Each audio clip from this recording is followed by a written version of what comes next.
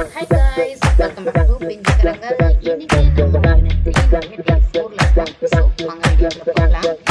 தமிழ்ல நம்ம நாலு நான்குல பார்க்க போறது சொல்லை தொடராக்குவோம். இது வரைக்கும் நமக்கு எழுத்து நம்ம படிச்சிட்டோம். சோ அடுத்தது சொற்கள், அது ஆல்ரெடி நமக்கு அதை வந்துட்டு ரீட் பண்ண தெரியும். சோ அதுக்கு அடுத்தது தொடராக்குவோம் அப்படின்ற பகுதிக்கு நம்ம மொட்டு மலர் மாணவர்களை அழைச்சிட்டு போறோம். ஓகே, குழந்தைகளை வந்துட்டு ரெண்டு பேரா நம்ம பிரிச்சுக்கிறோம். மொட்டு மலர்ல வந்துட்டு பயிற்சி எண் 3.9ல சில வார்த்தைகள் வரிசை வார்த்தைகள் இருக்கு. கேழ்வரகு, சேவல், தேங்காய், பேருந்து, மேகம், வேர், இது போன்று இந்த ஒவ்வொரு வார்த்தையையும் அவங்களுக்கு தெரிஞ்ச ஒரு தொடரா ஓரலாவும் செய்யலாம், ரிட்டனாவும் செய்யலாம். மொட்டு மாணவர்கள் ஓரலா வாய்மொழியா சொல்ல வைக்கலாம். அதுவே மலர் மாணவர்களா இருக்கிறாங்க அப்படின்னா 2 பேருமே ஒரு நோட்டையும் கையில வச்சுட்டு அதுல எழுதி காமிச்சு அடுத்த லெவலுக்கு போகலாம். சோ இந்த மாதிரி நீங்க பிராக்டிஸ் கொடுக்குறீங்க சொல்லை தொடராக்குவோம் அப்படின்ற ஒரு பகுதி மூலமாக. அடுத்தது இந்த ஸ்டேஜ்ல அருமநிலை குழந்தைகளுக்கு நம்ம என்ன பண்ணலாம் அப்படின்னா, அவங்களுக்கு பாடநூல்ல வந்துட்டு பக்கம் 15ல இந்த எழுத்துக்களை இணைத்து சொல்லை படிப்போம் அப்படின்ற பயிற்சி வரும்.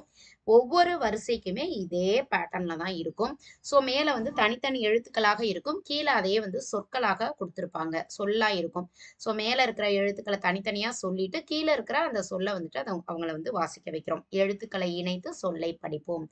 இதுல வந்துட்டு மொட்டு மலர் மாணவர்களையும் நம்ம வந்து சேர்த்துக்கலாம். என்ன அப்படின்னா, அவங்களுக்கு பயிற்சி நூல்ல இதே பயிற்சிகள் இருக்கும். அதாவது மொட்டுலையும் மலர்லையும் இருப்பாங்க. அதுல இருக்கக்கூடிய அருமநிலை மாணவர்கள் 2ஆம் வகுப்புலையும் 3ஆம் வகுப்புலையும் இருக்கக்கூடிய அருமநிலை மாணவர்களுக்கு இதே பயிற்சியை நீங்க தாராளமா கொடுக்கலாம். அப்ப அவங்க எழுத்துக்கள் மற்றும் சொற்களை படிக்கிறதுக்கு அவங்க பயிற்சி எடுத்துக்கிறாங்க.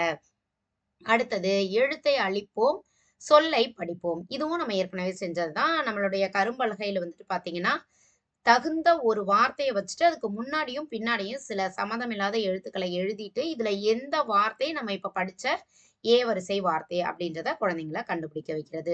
சோ இந்த பயிற்சியை கொடுப்பதன் மூலமாகவும் மாணவர்கள் ரொம்பவே ஆர்வமா அந்த வார்த்தைகளை கண்டுபிடிக்க பயிற்சி எடுத்துக்குவாங்க. இதுல கலந்துக்கக்கூடிய மாணவர்கள் யாரு அப்படின்னா, அருமநிலை குழந்தைகள், 2ஆம் வகுப்பு 3ஆம் வகுப்பில் வகுப்பு நிலையில இருக்கக்கூடிய அருமநிலை குழந்தைகளை வந்துட்டு இந்த பயிற்சியில நீங்க கலந்துக்க வைக்கலாம். இதை முடிச்சதுக்கு அப்புறம் சிறகுகள் விரியட்டும் தான் லேர்னிங் அவுட்கம் ஒரு வாட்டி கோ த்ரூ பண்ணிக்கோங்க. தென் இங்கிலீஷ்ல நம்ம டே 4ல பார்க்க போறது என்ன அப்படின்னா, ஃபோனட்டிக் போர்ஷன் தான் இப்போ பார்க்க போறோம். So full and full reading. Warm up என்ன அப்படின்னா, after greeting the class, tell them that they are going to learn new words today. இந்த டேல நம்ம நிறைய நியூ வேர்ட்ஸ் வந்து நம்ம ரீட் பண்ண போறோம். ஸோ கான்செப்ட் இங்க எதுவும் இல்லை. ஸோ அந்த சவுண்ட் பேசிக்கா நம்ம வந்துட்டு எந்த சவுண்டை சொல்றோமோ அதுக்கு ரிலேட்டடான எக்கச்சக்க வேர்ட்ஸை வந்து வெக்காபுலரியை நம்ம இப்போ இன்க்ரீஸ் பண்ண போறோம்ன்றத சொல்றீங்க. ஒரு சின்ன game, in the bond on the bank, இந்த ஒரு கேம் இப்போ நம்ம ஸ்டார்ட் பண்ண போறோம். draw a big circle and say this is a pond.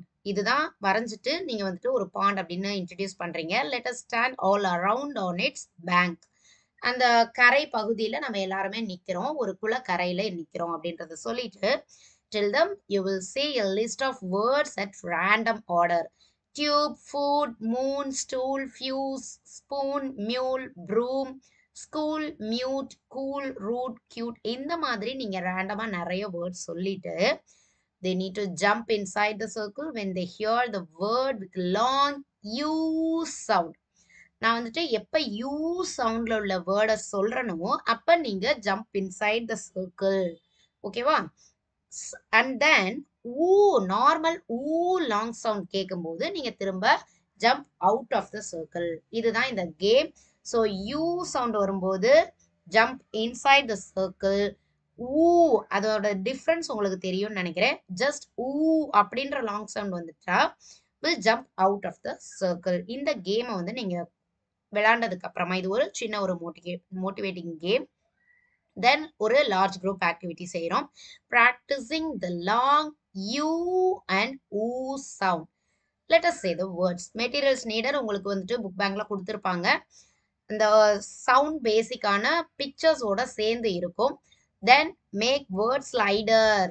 இந்த வேர்ட் ஸ்லைடர் அப்படின்னா இந்த மாதிரி இருக்கக்கூடிய ஸ்லைடர்ஸ் நீங்க சார்ட் பேப்பர்ல செஞ்சாலும் சரி, இல்லை அப்படின்னா உங்களுக்கு இந்த கிட் பாக்ஸ்ல கொடுத்துருப்பாங்க.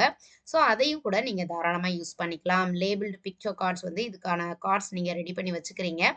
Ask students to sit in a semicircle. Write the word tub. Tub அப்படிங்கிற ஒரு வேர்டை வந்துட்டு நீங்க போர்ட்ல எழுதிட்டு அது கூட ஒரு சின்ன ஒரு லெட்டரை நீங்க ஆட் பண்றீங்க. தட் லெட்டர் இஸ் இ. ஓகேவா? அப்ப இ நீங்க ஆட் பண்ணோடனே அதை நம்ம எப்படி ரீட் பண்ணுவோம்? டியூப். ஏன்னா நம்ம ஏற்கனவே நம்ம சொல்லியிருக்கோம் இல்லையா, நிறைய வேர்ட்ஸ் வந்து நம்ம இன்ட்ரடியூஸ் பண்ணியிருக்கோம், பிக்சர்ஸ் கார்டு காமிச்சிருக்கோம். ஸோ இந்த இடத்துல இதை நம்ம டியூப் அப்படின்னு சொல்றோம். This is tub, that is tube. Okay, இதே மாதிரி நீங்க நிறைய வேர்ட்ஸ் வந்து நீங்க சொல்றீங்க. CUT அப்படின்னா கட், CUTEன்னு சொல்லும்போது அது கியூட்டா சேஞ்ச் ஆகுது. ஸோ CUB கப், CUBE அப்படின்னா கியூப். இந்த மாதிரி நீங்க எல்லா வேர்ட்ஸையும் சொன்னதுக்கு அப்புறமா எப்ப அது வந்து யூ சவுண்டா சேஞ்ச் ஆகுது அப்படிங்கிறதையும் ஒரு ரீகால் நீங்க பண்ணதுக்கு அப்புறமா நிறைய வேர்ட்ஸ் வந்து நீங்க எழுதி போட்டுட்டு அது எல்லாத்தையுமே நீங்க சொல்றீங்க. Tube, cube, cute, mute. இந்த மாதிரி நீங்க அந்த யூ சவுண்ட் ரிலேட்டடான வேர்ட்ஸ் எல்லாத்தையுமே நீங்க குழந்தைங்களுக்கு இன்ட்ரடியூஸ் பண்றீங்க. அதை ஒரு வேர்ட் வாலாவும் நீங்க எழுதி போட்டுறீங்க. Okay, then tell them that there are some other words. இதே மாதிரி தான் இருக்கும் ஸ்பெல்லிங், பட் the sound வந்துட்டு அந்த சவுண்ட் மட்டும் வந்து சேஞ்ச் ஆகிற மாதிரியான வேர்ட்ஸ் இருக்கு. அதுதான் ரூல். இந்த இடத்துல நம்ம ரியூல் அப்படின்னு சொல்ல போறது இல்ல, ஜூன் அப்படின்னு சொல்ல போறது இல்ல. சோ இந்த மாதிரியான சில எக்ஸெப்ஷன்ஸ் இருக்கு. Rule, June, jute. இந்த இடத்துல நம்ம என்ன சவுண்ட் வருது? இந்த இடத்துல 2 ஓ வந்து நம்ம எப்படி ப்ரொனவுன்ஸ் பண்ணுவோம்? Oo sound. அதே தான் இந்த இடத்துலயும் வருது. So rule, June, jute, root. இந்த மாதிரியான சில எக்ஸெப்ஷன்ஸ் இருக்கு. அதையும் நீங்க குழந்தைங்களுக்கு சொல்றீங்க. தென் இன்னொரு லார்ஜ் குரூப் ஆக்டிவிட்டியில இதே அந்த ஸ்லைடர்ஸ் வந்து நம்ம யூஸ் பண்றோம். மெட்டீரியல்ஸ் வந்து அதே தான். ஸோ லேபிள்டு பிக்சர் கார்ட்ஸ் வந்து நீங்க குழந்தைங்களுக்கு காமிச்சதுக்கு அப்புறமா எல்லா கிளாஸ்ல இருக்க ஸ்டூடெண்ட்ஸும் இதுல தாராளமா பார்ட்டிசிபேட் பண்ணலாம் இல்லையா? ஸோ தனித்தனியா குழந்தைங்களை பார்ட்டிசிபேட் பண்ண வைக்கிறதுக்கு இந்த ஸ்லைடர்ஸ் வந்து ரொம்பவே யூஸ்ஃபுல்லா இருக்கும். ஸோ இதை பேஸ் பண்ணி நம்ம யூ அண்ட் ஊ சவுண்டை குழந்தைங்களுக்கு இன்னுமே நம்ம டெவலப் பண்றதுக்கு ஒரு யூஸ்ஃபுல்லான ஒரு திங்கா இருக்கும். ஸோ தென் அடுத்தது 2 ஓ வரும்போது ஊ சவுண்ட்ல உள்ள வேர்ட்ஸை நீங்க எக்ஸ்ட்ராவா குழந்தைங்களுக்கு வேர்ட் வாலாவும் நீங்க ப்ரொடியூஸ் பண்றீங்க. தென் இந்த ஸ்லைடர்ஸ் யூஸ் பண்ணியும் room, soon, fool, tool, school இந்த மாதிரி. ஸோ இந்த ஒரு டேலேயே பார்த்தீங்கன்னா நீங்க 2 types of word wall words வந்து நீங்க குழந்தைங்களுக்கு கொடுக்குறீங்க. ஸோ இது ரிப்பீட்டேஷன்ஸ் இருந்துட்டே இருந்தால் மட்டும்தான் உங்களுக்கு அதை கேப்சர் பண்றதுக்கு ஈஸியான ஒரு விஷயமா இருக்கும். Then work book, text book activities, learning outcomes go through பண்ணிக்கோங்க. Then maths. மேக்ஸுக்கு இன்னைக்கு செய்து மகிழ்வேன் 4. இதுக்கு முந்தைய நாள் செயல்பாடான அந்த 99 வரையிலான அந்த எண்களில் தாவுதல் இருக்கு இல்லையா, முன்னோக்கி பின்னோக்கி செல்லுதல், இந்த எல்லா பயிற்சிகளையுமே ஒரு சின்ன ரீகாலிங் என்னென்ன அப்படின்றத சொன்னதுக்கு அப்புறமா நம்ம செய்ய போறது அந்த தொடர் கழித்தலுக்கு ஒரு சின்ன ஆக்டிவிட்டி தான். ஸோ இதுக்கு நம்ம பயன்படுத்த போறது மொட்டநிலை மாணவர்கள். அதுவே மலர்நிலை மாணவர்களுக்கு பெருக்கலில் இருந்து வகுத்தல் அப்படின்ற செயல்பாடு. ஸோ இதுக்கு நீங்க 2 டேஸ் தாராளமா எடுத்துக்கலாம். ஏன்னா ஒவ்வொரு லெவல் ஆஃப் சில்ட்ரனுக்கும் ஒவ்வொரு மாதிரியான ஆக்டிவிட்டி. ஸோ அரும்பு லெவல் ஸ்டூடெண்ட்ஸ்க்கு வந்து பாத்தீங்கன்னா நம்பர்ஸ், ஜம்பிங். அதுவே மொட்டு லெவலுக்கு நமக்கு இந்த தொடர் கழித்தலை நம்ம செயல்பாடின் மூலமாக விளக்குதல். அதுவே மலர்நிலை மாணவர்களுக்கு பார்த்தா பெருக்கல்ல இருந்து நம்ம வகுத்தலை கொண்டு வர போறோம். ஸோ இதை நீங்க 2ஆ ஸ்பிளிட் பண்ணி 2 டேஸ் நீங்க தாராளமா யூஸ் பண்ணிக்கலாம். இதுல மொட்டுக்கு நீங்க என்ன பண்றீங்கன்னா, நீங்க விதைகளை அடுக்கும் போது அதுகளுக்குரிய படங்களை குழந்தைங்க வரையணும். அதுவே நீங்க படங்களாக வரைஞ்சு அவங்களுக்கு காமிச்சீங்கன்னா அதுக்குரிய விதைகளை அவங்க அடுக்கலாம். அதுவே நீங்க தொடர் கழித்தல் கூற்றை எழுதுனீங்கனாலும் அந்த கூற்றுக்கு ஏத்த மாதிரியான விதைகளை குழந்தைங்களை அடுக்க சொல்லலாம். ஸோ 3 டைப்பா நீங்க இதையே ரிப்பீட்டேஷன் பண்ணிட்டு இருக்க போறீங்க கிளாஸ்ல. இப்ப எடுத்துக்காட்டா 15 விதைகள் வந்துட்டு நீங்க முதல்ல வச்சிருக்கீங்க அப்படின்னா ஒவ்வொரு முறையும் 3 விதைகளாக எடுக்க வேண்டும். அப்ப நீங்க ஸ்பிளிட் பண்றீங்க, 3 ஸ்பிளிட் பண்ணி நீங்க இதை எடுக்க மாணவர்கள் முதல்ல என்ன செய்யறாங்க, 15 பூக்களோ பழங்களோ அல்லது புள்ளிகளோ முதல்ல வரைஞ்சுக்கிறாங்க. ஏன்னா இந்த இடத்துல நீங்க விதைகள் நீங்க அடுக்குறீங்க, சோ அவங்க படம் வரைய போறாங்க இல்லையா? அந்த விதைக்கு தகுந்த மாதிரி அவங்க படம் வரைஞ்சதுக்கு அப்புறமா நீங்க எப்படி 3 அதை ஸ்பிளிட் பண்ணி நகர்த்துறீங்களோ அந்த மாதிரி அவங்க 3 படங்களையா அடிச்சுட்டே வராங்க. அப்ப அடிக்க அதுக்குரிய கூற்றையும் தாராளமா எழுதலாம் இல்லையா? ஆக மொத்தம் 15 பூக்கள் வரைஞ்சதுக்கு அப்புறமா முதல் 3 பூக்களை அவங்க வரைஞ்சிட்டு அடிக்கிறாங்க. அடிச்சதுக்கு அப்புறம் அடுத்தடுத்த 3 பூக்கள், முதல் பூக்கள் 3 பூக்கள் அடிக்கும் போது 15 கழித்தல் 3 மொத்தம் 12 பூக்கள் இருக்கும். அடுத்தது பாத்தீங்கன்னா 15லயும் ஒரு 3 பூக்களை செலக்ட் பண்ணி அவங்க அடிச்சிட்டாங்க அப்படின்னா 12 கழித்தல் 3 9 பூக்கள் மீதம் இருக்கும். இதே போல அதை 0க்கு கொண்டு வரும் வரை அவங்க வந்துட்டு அதை என்ன செய்யறாங்கன்னா ரிப்பீட்டேஷன் பண்ணிட்டு இருக்காங்க. இதே போல இதை நீங்க திரும்ப மாறி மாறி இப்ப அடுத்தது நீங்க படம் வரையறீங்க அப்படின்னா அதுக்கு பதிலா அவங்கள விதைகள் அடுக்க சொல்லலாம். அடுத்தது கூற்றிலிருந்து படத்திற்கு மாற சொல்லலாம். இந்த மாதிரி அவங்களுக்கு திரும்ப திரும்ப பயிற்சி அளிக்கிறீங்க. அதுவே மலர்நிலை மாணவர்களா இருக்கிறாங்கன்னா பெருக்கல்ல இருந்து வகுத்தல், பெருக்கல் கூற்றுக்கும் வகுத்தல் கூற்றுக்கும் இல்ல தொடர்பு என்ன அப்படின்றத நம்ம இங்க சொல்ல போறோம். ஃபார் எக்ஸாம்பிள் நம்ம ஒரு 18 விதைகளை இந்த இடத்துல எடுத்துக்க போறோம். அந்த 18 விதைகளை ஒரு வரிசைக்கு 6 அப்படின்னு நீங்க மேஜையில காமிச்சிருக்கிற மாதிரி இந்த பேட்டர்ன் மட்டும் நீங்க பாத்துக்கோங்க. மொத்தம் நம்ம கையில இருக்கிறது 18 விதைகள். அத ஒரு வரிசைக்கு 6 அப்படின்ற மாதிரி 3 வரிசையா நம்ம அடுக்கிக்கிறோம். இப்ப இதுல இருந்து இத நீங்க பெருக்கல் கூற்றா மாத்துங்க அப்படின்னு நீங்க குழந்தைங்கள்ட்ட சொன்னீங்க அப்படின்னா எத்தனை முறை எந்த எண், இதுதான் பெருக்கல் கூற்றினுடைய அடிப்படை சொற்கள். அப்ப எத்தனை முறை, 3 முறை எந்த எண், 6 அப்படிங்கிற எண் 3 முறை அடுக்கப்பட்டிருக்கு. அப்ப மொத்தம் எத்தனை விதைகள் இருக்கும் அங்க, 18. இதுதான் நம்ம பெருக்கல் கூற்றா எழுதுவது இல்லையா? சரி, இப்ப இதுல இருந்து நம்ம வகுத்தலுக்கு மாறுறோம் அப்படின்னா என்ன பண்ணலாம்? இப்ப இந்த 2 டைப்பா அவங்க வச்சிருக்காங்க இல்லையா?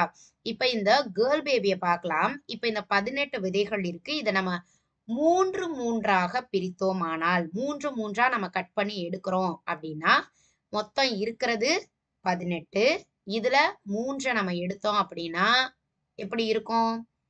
3 3ஆக நம்ம வந்துட்டு வகுத்து கொடுக்கும்போது இந்த சம பங்கீடு அப்படிங்கிறத நீங்க குழந்தைங்களுக்கு இந்த இடத்துல ஞாபகப்படுத்தலாம். என்கிட்ட இருக்கிறது மொத்தம் 18 மாம்பழங்கள் அப்படின்னு கூட வச்சுக்கலாம்.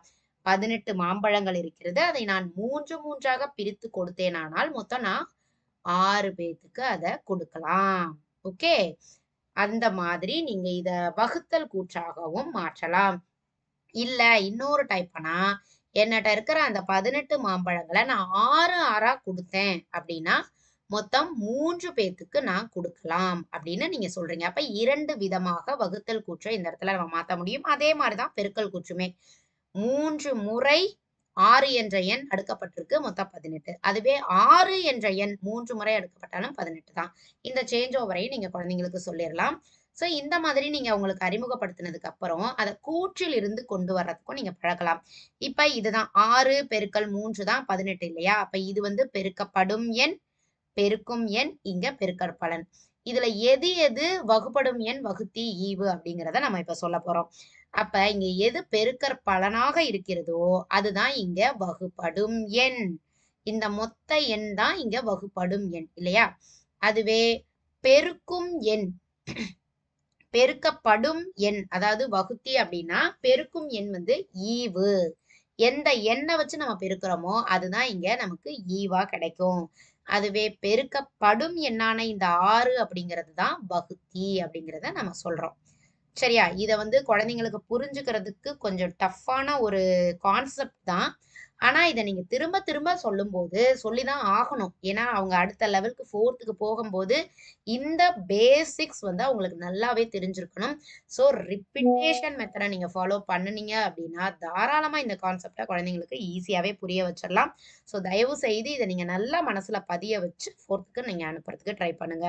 தென் கற்றல் விளைவுகள் நீங்க ஒரு கோ த்ரூ பண்ணிக்கோங்க. சோ டே 4 ஆக்டிவிட்டி ஃபினிஷ்டு நவ். நம்ம வந்துட்டு டே 5ல மீட் பண்ணலாம். சோ இதுல இருந்து உங்களுடைய கருத்துக்கள் ஏதாவது இருந்தா கமெண்ட் பாக்ஸ்ல சொல்லுங்க. பிடிச்சிருந்தா லைக் பண்ணுங்க. உங்களுடைய ஃப்ரெண்ட்ஸுக்கும் ஷேர் பண்ணுங்க. Thank you friends.